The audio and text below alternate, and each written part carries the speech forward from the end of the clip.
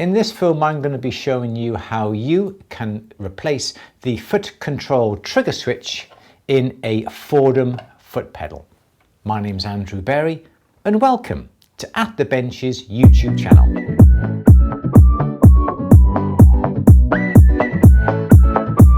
The Foredom flex shaft pendant motor, call you what it wants, is our workhorse of our workshops, and we've got 4 of them here. But over the last few weeks, I've noticed 1 or 2 of the foot pedals really operating intermittently. One of the foot pedals, you put your foot onto it and nothing happens, and suddenly, vroom, it starts off. And other times it just doesn't decide to turn itself off when you take your foot off it.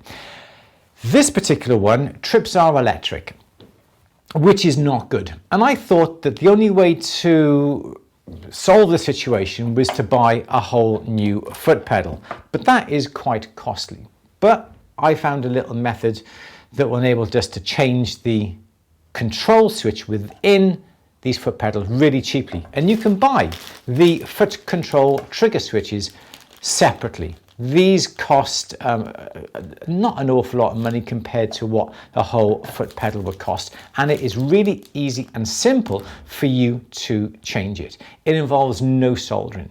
All you need is a cross-headed screwdriver like this Phillips here, and also a small little bladed screwdriver. This is roughly around about 2.5–3 millimeters, flat bladed. That is all you need to replace the switch. It really is very, very simple.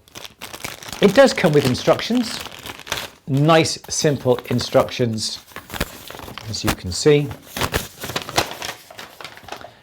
Nice and simple, even a nice really good wiring diagram should you happen to have a different foot pedal to this, or the instructions are there. So that is the foot control trigger switch, and obviously when you push down on the foot pedal, it pushes down this button on here. It's a variable speed. So we need to take the whole thing apart. So first of all, we need to turn the unit over, and right in the middle here we've got this little hole, and inside there is a screw. You just simply put the screwdriver in and unscrew that. Once you've undone that, tip it out, and what you'll get is a long bolt with a washer. Keep that safe, put that to one side. So that now has enabled us to release the foot pedal. It pivots about this point here. It's simply just get your flat bladed screwdriver into that corner and lift it up and lift, and it simply comes off like that. And now inside you can see the information, and that simply comes off like that. You can see the trigger switches here. It's absolutely stinking dirty because these are on the floor. They do attract a lot of dirt and a lot of dust. So what I would recommend is, now you've got the lid off, I would recommend cleaning this area perhaps with a little bit of a toothbrush or a paintbrush, just to get all the dirt and dust out of it. And once you've got all that dirt out of the unit, we can simply lift up the trigger switch. It's really, really simple and straightforward. And you see now we've got 4 wires. There's 2 blue and 2 brown. What I would do, just to make sure that you do have the correct switch, is just to offer it up to the old and have a look and see if, and make sure that all the connections that you've got here line up with what we've got on both switches, and they do. So we're going to be taking these wires off one at a time. If we took them all off in one go, we could have a few problems, but we're going to release each wire individually and put into the new control unit. You'll notice, if you look carefully, you've got 2 holes here, and we've got little screw connectors to tighten up our wire. So I'm just going to loosen those so I can put my wire in, and that as well. And the other 2 connectors are push fit connectors. So what we have to do is to release those wires. It's a push fit. You push them into the hole. There are two pieces of metal that will trap the wire that goes in so it won't pull out. So we do have to release those wires. So let's start off with the top one first of all, and that is the blue. We're going to unscrew the connector on the side.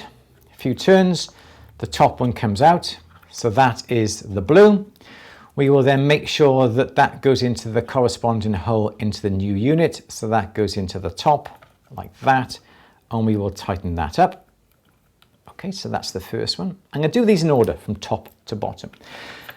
The next is in this hole here. Now this is one of the push connectors. So what you need to do is to get your screwdriver is just push that into the hole, and that should be able to pull out the blue connector. That one comes out. We just simply push that into connector number 4. So the first one was number 2. The next blue one goes in connector number 4, and that just simply pushes in like that. There we go. And that's nicely fastened into there. Now we come down to the first brown. Again, it's likewise with this one. These are screw terminals for this one. So again, we undo that, take out the brown, get the next connector, and this is number 1 we're putting this into. Nice and tight. And now we're left with the last brown. Again, this is one of the push connectors, so we can push our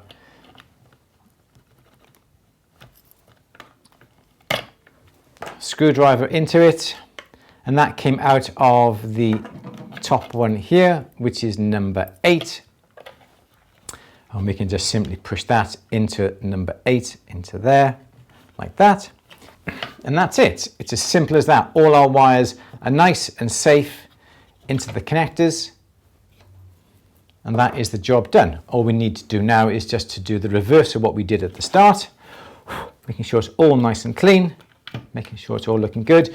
Make sure the earth wires are all connected nice. Just double check everything and simply put the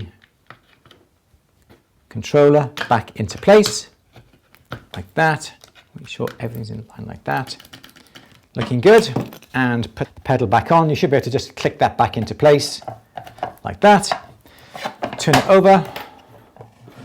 Pop the bolt into the hole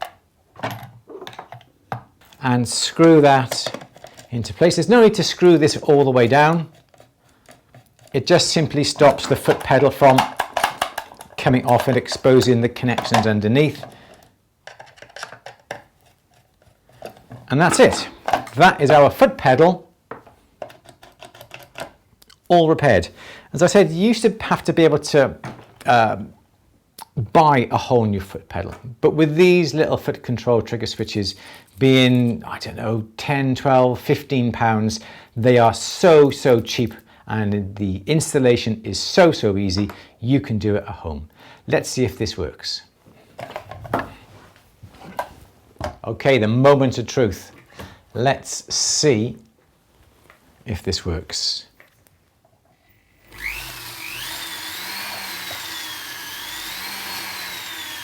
It does, and my electric stays on as well. Brilliant. Okay, so that is how you can quickly and easily change the foot control trigger switch on a Foredom flex shaft or pendant motor foot pedal. I've got another one of these to replace now. It won't take me more than 10 minutes. Please click that bell icon to be notified when films go live on our YouTube channel. And if you've liked this film and it's helped you, please give this film a thumbs up. I really do appreciate it. So my name's Andrew Berry for At The Benches YouTube channel. Take care. See you next time. Bye-bye.